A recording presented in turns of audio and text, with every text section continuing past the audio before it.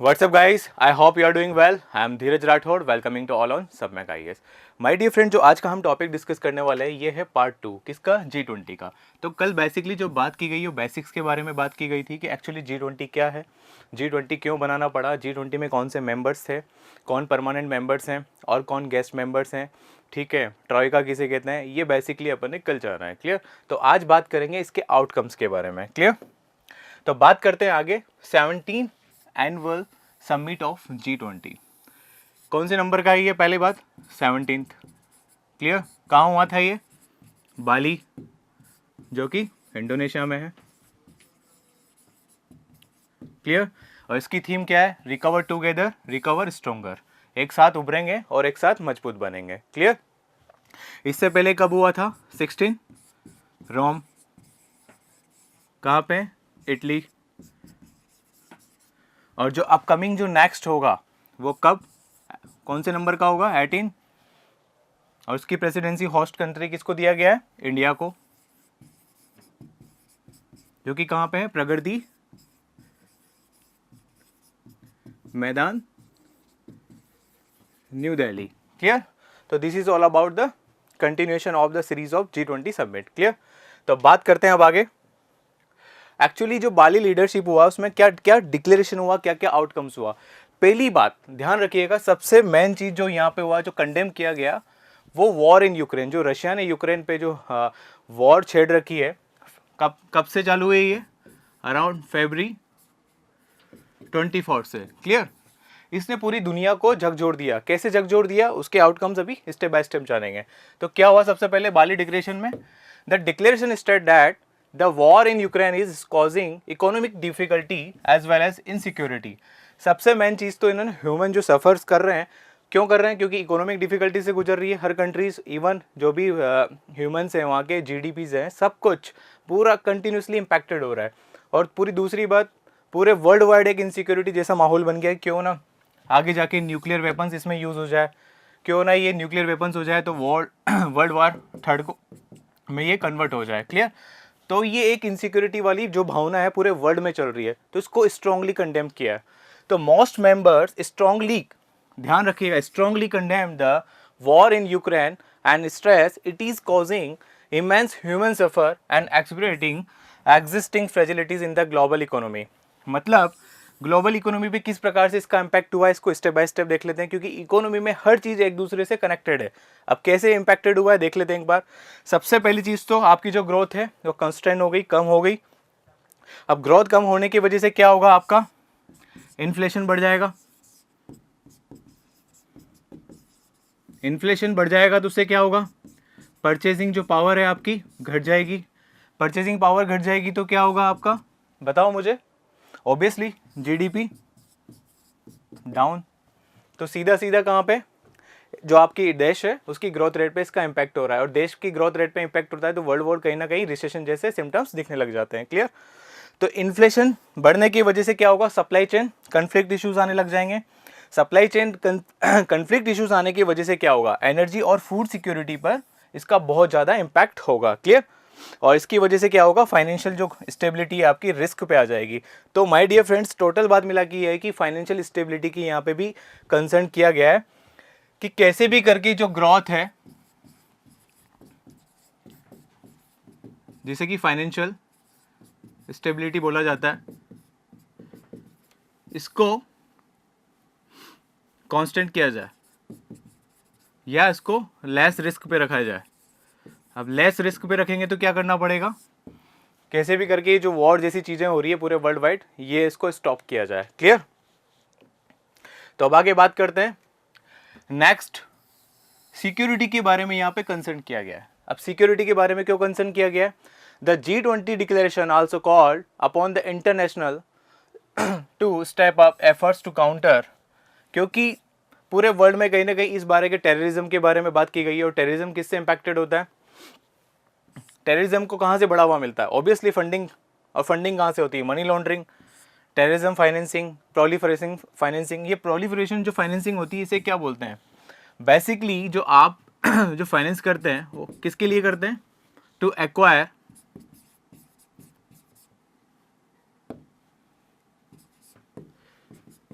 Develop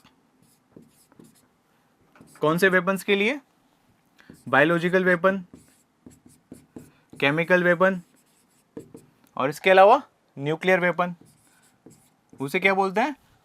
proliferation financing. तो इन तीनों को काउंटर करने के लिए FATF से बोला गया कि भाई साहब इन सब तीनों चीज़ों को देखो आप, यदि ये चीज़ें कंट्रोल में नहीं आई तो जो टेररिज्म पूरे वर्ल्ड वाइड जो सबसे बड़ा एक मैटर है ये कभी रिजोल्व नहीं होगा।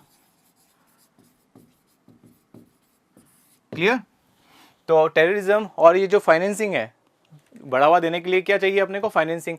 और जो टेररिज्म को जो बढ़ावा देने के लिए जो फाइनेंशियल ऑप्शंस आपके पास अवेलेबल है उसको कंट्रोल करने के लिए वर्ल्ड में क्या बनाया गया? FATF। FATF क्या होता है? Financial action task force. Clear? इसका बेसिकली मेन काम ही क्या होता है कि जो तीनों प्रकार से जो फाइनेंसिंग सिस्टम है इसको ब्रेक करना। क्लियर?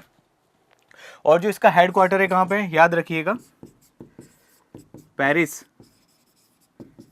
कहाँ पे? फ्रांस। याद रहेगा ना? तो पहली चीज क्या किया गया? स्ट्रांगली कंडेम किया गया। कहाँ? Ukrainian war. सेकंड, सिक्योरिटी के बारे में बात की गई। एंड द थर्ड देख लेते हैं फटाफट क्विक, मल्टीलेटरल ट्रेडिंग सिस्टम, मतलब ट्रेड के बारे में बात की गई कि जो दो देशों के बीच में है या दो से ज्यादा देशों के बीच में जो व्यापार होता है वो रूल्स बेस्ड होना चाहिए, किसी प्रकार का वहां डिस्क्रिमिनेशन नहीं होना चाहिए, फ्री होना चाहिए, फेयर होना चाहिए, इंक्लूसिव, इक्विटेबल, सस्टेनेबल होना चाहिए, ट्रांसपेरेंट होना चाहिए। तो उसके बारे में बात की गई है कि किसी प्रकार की कोई पार्शियलिटी नहीं हो, एक प्रॉपरली एक मैकेनिज्म सेट करो दो या दो से देश के बीच में जब भी, क्योंकि मेन चीज क्या होता है? बिजनेस ही होता है। क्योंकि बिजनेस आप अच्छे से करोगे, एक्सपोर्ट इंपोर्ट, तभी तो आप ग्रोथ के बारे में बात कर पाओगे, तभी तो आप GDP आपकी बढ़ेगी, अदरवाइज कैसे बढ़ेगी? क्लियर? तो बात करते हैं आगे इंडिया का क्या लुकआउट था G20 को लेके। पहली बात तो India is currently a part of G20 troika. Troika का मैंने मतलब बता ही दिया आपको, करंट, प्रीवियस एंड इनकमिंग जो होस्टिंग कंट्रीज होगी। मतलब जो आपका 16 जो समिट हुआ था वो हुआ था इटली में। क्लियर? और जो 17 जो समिट हुआ ये है बाली, इंडोनेशिया में। और जो अपकमिंग होगा 18 कहाँ पे? इंडिया में। इन तीनों कंट्रीज को क्या बोलेंगे? ट्रॉयका। क्लियर?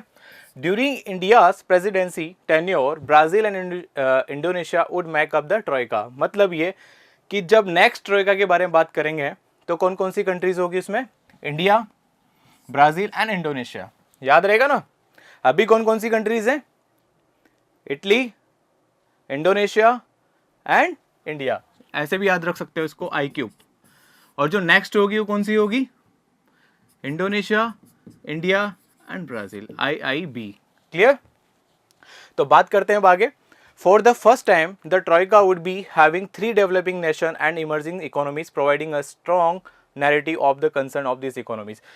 फर्स्ट टाइम है जब ट्रॉयका में तीनों इमर्जिंग कंट्रीज है, मोस्ट पावरफुल कंट्रीज है। क्लियर?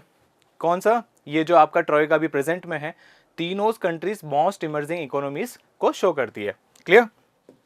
अब बात करते हैं आगे, G20 presidency as an opportunity for India. अब ये अपॉर्चुनिटी कैसे हुआ इंडिया के लिए, बताओ यहाँ पे? क्योंकि इंडिया सबसे मेन कंसर्न होता है उसका हमेशा फूड सिक्योरिटी को रिगार्डिंग होता है। तो इंडिया जो होस्टिंग करेगी 18 समिट में, तो इंडिया बताएगी कि कैसे फूड डेफिसिट से फूड सरप्लस में हमने चेंजेस लेके आए इस देश में। क्लियर? कौन कौन सी हमें लैंड रिफॉर्म्स अपनाए, कौन कौन सी पॉलिसीज हमने यहाँ पे अपनाई, तो बेसिकली उसके बारे में भी ये दुनिया को बताएंगे। क्लियर? तो अब बात कर लेते हैं step by step. The growing conflicts and spiraling climate crisis have kept global and regional food security as one of the priority agenda of the G20 for many years now। तो बात क्या आ गई यहाँ पे? फूड सिक्योरिटी के बारे में।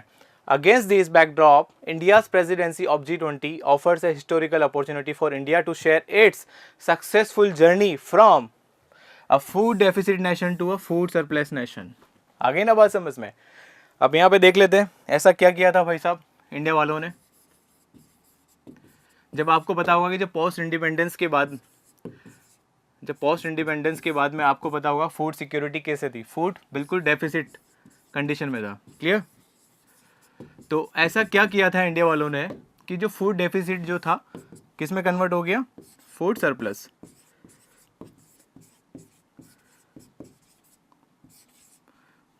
कौन कौन से मैकेनिज्म थे देख लेते हैं, थोड़ा बहुत पता होना चाहिए अपने को।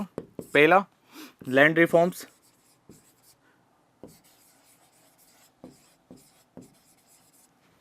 दूसरा institutional infrastructure,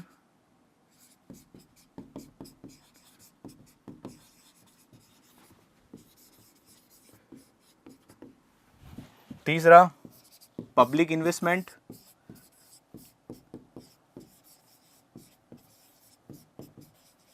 and so on. कई सारी चीज़ें थी जो इंडिया वालों ने किया, बट मेजरली आपको पता होना चाहिए। पहला लैंड रिफॉर्म्स हो गया, इंस्टीट्यूशनल इंफ्रास्ट्रक्चर खड़े किया, पब्लिक इन्वेस्टमेंट किया। क्लियर? तो बेसिकली 3-4 अपने को पता होना चाहिए। क्लियर? तो ये जो आउटकम्स निकल के आया, तो क्या हुआ, फूड डेफिसिट से क्या हुआ, फिर फाइनली फूड सरप्लस में कन्वर्ट हो गया। तो अब बात करते हैं आगे। एक इंपॉर्टेंट क्वेश्चन आपके लिए लेके आए यहाँ पे G20 में। सब कोई भी क्वेश्चन तो देखो, फैक्ट्स तो बहुत सारी चीज़ें बन सकते हैं, लेकिन फैक्ट्स के साथ साथ अपने को कॉन्सेप्ट भी पता होना चाहिए। तो एक बहुत ब्यूटीफुल, एक अच्छा सा क्वेश्चन आपके लिए, मुझे बताइएगा। Consider the following statements about the G20। The G20 was created on France's initiative during the crisis following the Asian financial crisis in 1997 and 1998. It has no permanent staff of its own. A G20 country from rotating regions tax on the presidency. तो which of the given about statement is correct? तो आपको ये बताना है मुझे comment करके।